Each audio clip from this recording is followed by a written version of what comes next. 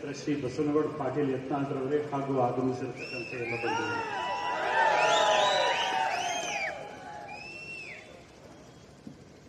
ಬಲಿದಾನದ ದಿವಸ ಮದ್ದೂರಿನಲ್ಲಿ ನಾವೆಲ್ಲ ಸೇರಿದ್ದೀವಿ. ಭಗತ್ ಸಿಂಗ್, ಸುಖದೇವ್, ರಾಜ್ಗುರು ಇವರ ಬಲಿದಾನ ಅದನ್ನ ಸ್ಮರಣೆ ಮಾಡ್ಕೊಳ್ಳಿಕ್ಕೋಸ್ಕರ ನಾವಿಲ್ಲಿ ಸೇರಿದ್ವಿ. ಇಂತಹ ಅಸಂಖ್ಯಾತ ಸ್ವಾತಂತ್ರ್ಯ ಯೋಧರು ಈ ತಾಯಿ ಭಾರತೀಯ ಆರಾಧನೆಗೋಸ್ಕರ ಸಮರ್ಪಣೆಗೊಂಡು ಎಲ್ಲೋ ಕೆಲವೊಂದು ಹೆಸರುಗಳು ಮಾತ್ರ ನಮಗೆ ನೆನಪಿದೆ. ಬಾಕಿ ಉಳಿದೆಲ್ಲ ಹೆಸರುಗಳು ನಮ್ಮ ನೆನಪಿನಾಳದಲ್ಲಿ ಕೊಚ್ಚಿ ಹೋಗ್ಬಿಟ್ಟಿದೆ.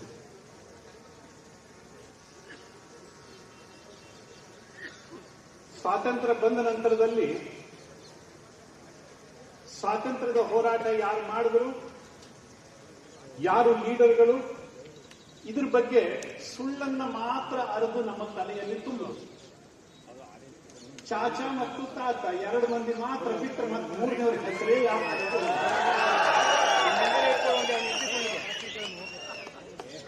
ಸ್ವಾತಂತ್ರ್ಯ ನಮಗೆ ಪುಕ್ಕಟೆ ಉಪವಾಸ ಕುತ್ಕೊಂಡಿದ್ರಿಂದ ಬಂದಿದ್ದಲ್ಲ ಕಣ್ರಿ.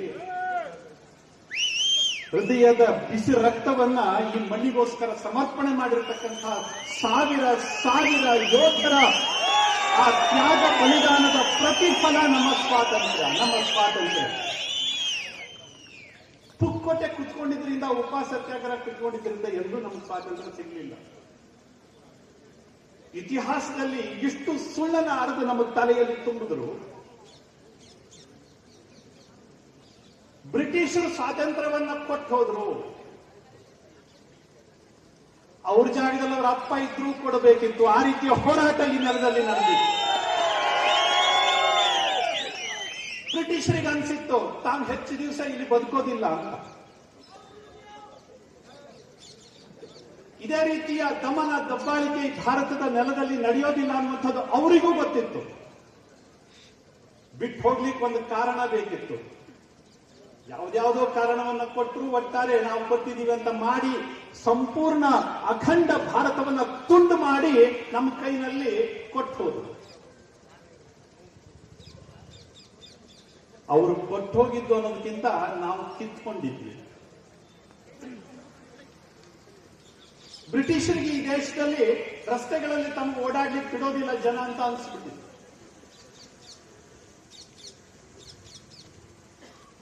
ಸ್ವಾಮಿ, ಈ ದೇಶದ ಜನಮಾನಸ ಯಾವತ್ತೂ ಕೂಡ ಮಲಗಿದ್ದಿರಲಿಲ್ಲ. ಇತಿಹಾಸದಲ್ಲಿ ಒಮ್ಮೆ ನೀವು ತೆಗೆದು ನೋಡಿ, ಪುಸ್ತಕಗಳನ್ನ ತೆಗೆದು ನೋಡಿ, ನಾವು ಇಷ್ಟು ವರ್ಷಗಳ ಕಾಲ ಗುಲಾಮರಾಗಿದ್ವಿ.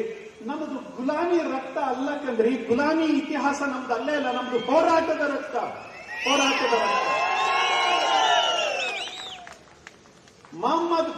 ಮಹಮ್ಮದ್ ಘಜನಿಯಿಂದ ಪ್ರಾರಂಭ ಮಾಡಿ ಇಲ್ಲಿ ಮೌಂಟ್ ಬ್ಯಾಟನ್ ತನಕನೂ ಕೂಡ ನಾವು ಹೋರಾಟ ಮಾಡ್ತಾನೆ ಬಂದಿದ್ದೀವಿ. ಬಿಟ್ರೆ ಎಲ್ಲೂ ತಲೆ ತಗ್ಗಿಸಿ ಅವರನ್ನು ಒಪ್ಕೊಂಡಿದ್ದಿರಲಿಲ್ಲ, ಯಾರನ್ನೂ ಒಪ್ಕೊಂಡಿರಲಿಲ್ಲ.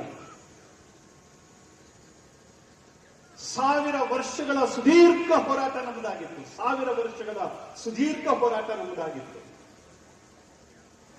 ಯೋಚನೆ ಮಾಡಿ ಸ್ವಾಮಿ, ಈಗ ಬರಬೇಕಾದ್ರಷ್ಟೇನೆ ನಮ್ಮ ಬಸವನಗೌಡ ಪಾಟೀಲ್ ಜೊತೆ ಹೀಗೆ ಮಾತಾಡ್ತಾ ಬಂದಿದ್ದೆ. ಮಂಡ್ಯ ಅಂದ್ರೆ ಏನು, ಹಳೆ ಮೈಸೂರು ಅಂದ್ರೆ ಏನು,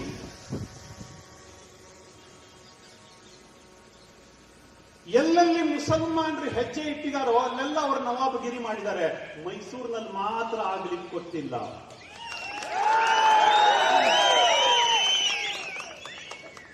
ಅದಕ್ಕೆ ಕಾರಣ ಇಲ್ಲಿಯ ವೀರಮಣ್ಣು. ಇಲ್ಲಿ ನಾವು ಒಳಗೆ ತಲೆ ಹಾಕ್ಲಿಕ್ಕೆ ಕೊಟ್ಟೇ ಇಲ್ಲ. ಎಲ್ಲೆಲ್ಲಿ ಮುಸಲ್ಮಾನರು ಹೋಗಿ ಗದ್ದಿಗೆ ಮೇಲೆ ಕೂತ್ಕೊಂಡ್ರು ಅಷ್ಟರ ನಂತರದಲ್ಲಿ ಅವ್ರದೇ ದರ್ಬಾರ ನಡೆದು ಹೋಗಿತ್ತು. ನೋಡಿ, ಎಷ್ಟೋ ಕಡೆಗಳಲ್ಲಿ ನೋಡಿ. ಆದ್ರೆ ಇಲ್ಲಿ ಟಿಪ್ಪುನ ಜೊತೆಗೇನೆ ಅವನ ಸಮಾಧಿಯನ್ನು ಮಾಡಿ